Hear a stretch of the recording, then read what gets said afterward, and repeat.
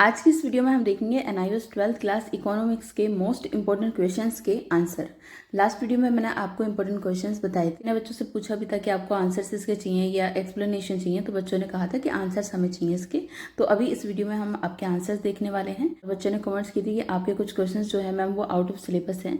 तो देखो, वो ऐसा नहीं है कि आपके सिलेबस में वो चैप्टर्स नहीं है, वो आपके चैप्टर्स हैं। आपको टीएमए वाले चैप्टर्स जो हैं वो पढ़ने पड़ते हैं नॉलेज के लिए, ठीक है। नॉलेज के लिए आपको पढ़ने होते हैं। अगर ये 2-3 क्वेश्चन अगर आप कर लेते तो कोई प्रॉब्लम नहीं थी, लेकिन अच्छा लगा ये देखिए कि आप एग्जाम की तैयारी अच्छे से कर रहे हो। आई विश कि आपके बहुत अच्छे नंबर आ जाएं, आप अच्छे नंबर से पास हो जाएं, क्योंकि आपके एग्जाम की अच्छी तैयारी चल रही है। क्योंकि बच्चों ने ये पता कर ली कि ये चैप्टर मेरे टीएमए के हैं और इस साल 2026 में नहीं पूछे जाएंगे। जो आंसर वाली पीडीएफ थी उससे मैं अगर डिटेल में समझाती तो वो वाले आपके जो टॉपिक्स थे मैं उनको हटा देती, बट फिलहाल क्या हुआ, क्वेश्चंस बताए थे वो वाली जो पीडीएफ थी वो उन बच्चों के लिए थी जिन बच्चों के एग्जाम अभी जैन फेब और मार्च में यानी कि ऑन डिमांड के एग्जाम दिए थे।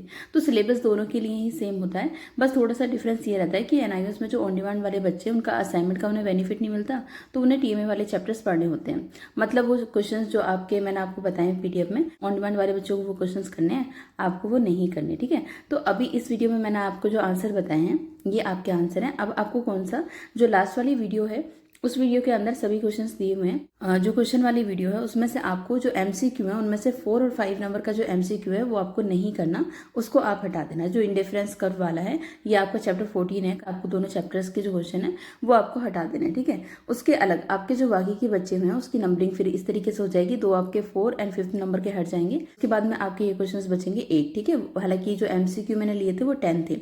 तो आपके फर्स्ट वाले का आंसर डी होगा, all of the above, and second वाले का स्टैंडर्ड डेविएशन होगा, थर्ड वाले का आपका डाउनवर्ड होगा, फोर्थ वाले का डाउनवर्ड स्लोपिंग होगा, एंड फिफ्थ वाले का यू शेप्ड होगा। जो एमसीक्यू 8 बचे आपके, उनके आंसर आपके सामने यहाँ पर है, ठीक है। ये आपके इसके आंसर होंगे।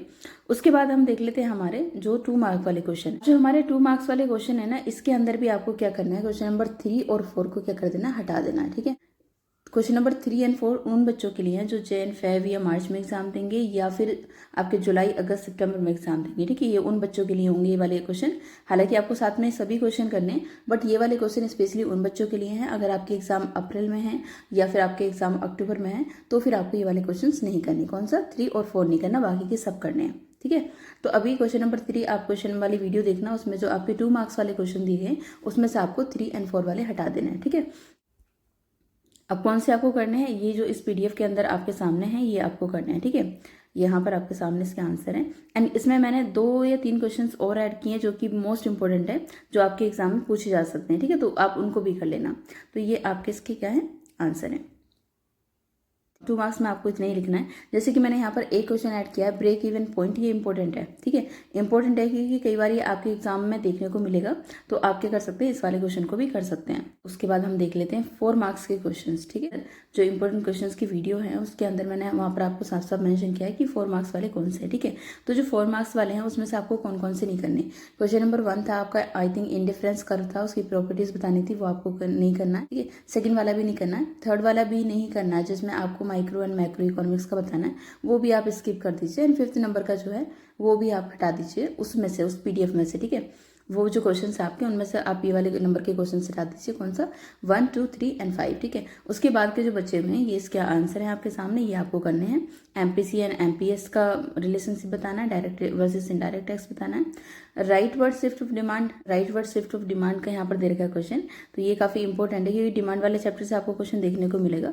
तो ये कब पॉसिबल है, जो डिमांड है वो राइट वर्ड शिफ्ट कब होती है, या तो इनकम बढ़ जाएगी, पॉपुलेशन बढ़ जाएगी, ठीक है, या फिर फेवरेबल चेंजेस इन टेस्ट, ठीक है। प्राइस तो सेम ही है लेकिन डिमांड बढ़ गई, तो डिमांड अगर किसी प्रोडक्ट के सेम प्राइस है, ठीक है, उसके बाद भी उस प्रोडक्ट की अगर डिमांड बढ़ रही है तो वो किस केस में हो सकता है, यहाँ पर ही दे रखे हैं, ठीक है। आंसर में दे रखे हैं, इनको आप लर्न कर लेना।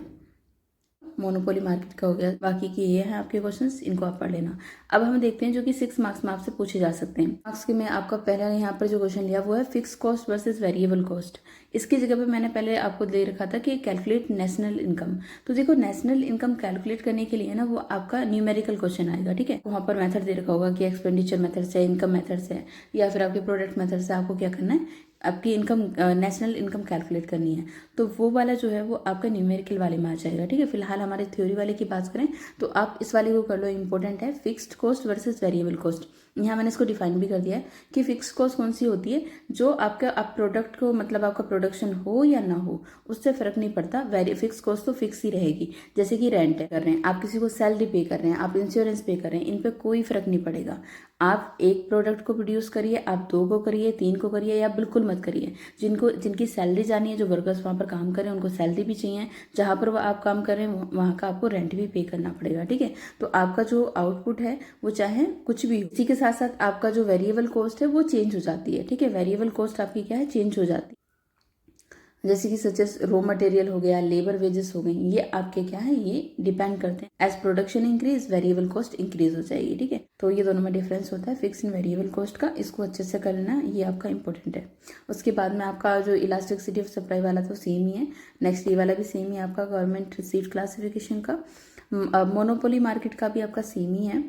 कंजम्पशन फंक्शन एंड मल्टीप्लायर का भी आपका सेम ही क्वेश्चन है। नेशनल इनकम का लास्ट में जैसे मैंने आपको बताया था कि एक क्वेश्चन आप कर लो इसका थ्योरी का, क्योंकि अगर आपको पता चल जाएगा इसमें, अगर आप थ्योरी का ये वाला पढ़ लेते हो, थोड़ा सा लर्न कर लेते हो इसके प्रोडक्शन मेथड को या इनकम मेथड को या एक्सपेंडिचर मेथड को, तो आपको एक चीज़ पता चल जाएगी। जब इसका आप न्यूमेरिकल का क्वेश्चन सॉल्व करोगे ना, जो प्रैक्टिकल क्वेश्चन आपका पूछा जाता है, तो उसमें आपको आसानी रहेगी कि कौन कौन से फैक्टर्स आपको इंक्लूड करने, कौन से नहीं करने, ठीक है। तो ये आपको पता रहेगा, तो इसका आप थ्योरी भी लर्न कर लेना। हालांकि आपसे दोनों टाइप से क्वेश्चन पूछा जा सकता है, बट एक चीज़ तो फिक्स है, एक चीज़ फिक्स है कि आपका न्यूमेरिकल पूछे ही जाता है, ठीक है। अभी तक तो 2025 में पूछे जा रहा था, तो अभी चांसेस हैं कि 99.9% तो चांसेस हैं कि आपका न्यूमेरिकल का 6 मार्क्स में आपसे पूछा ही जाएगा, जहाँ पर आपसे इन तीनों में से किसी एक मेथड से नेशनल इनकम कैलकुलेट करने के लिए आएगी, ठीक है। उसके बाद एक और आपका इंपॉर्टेंट है सेंट्रल प्रॉब्लम ऑफ इकोनॉमी, ठीक है। तो ये वाला जो क्वेश्चन है ना आपका, ये जो क्वेश्चन है आपका central problem of an economy, ये वाला क्वेश्चन इसके साथ साथ आपका ये भी आ सकता है पीपीसी कर्व वाला, ठीक है। या तो ये पूछा जाएगा पीपीसी कर्व का इस वाले चैप्टर से, या फिर ये वाला पूछा जाएगा, ठीक है।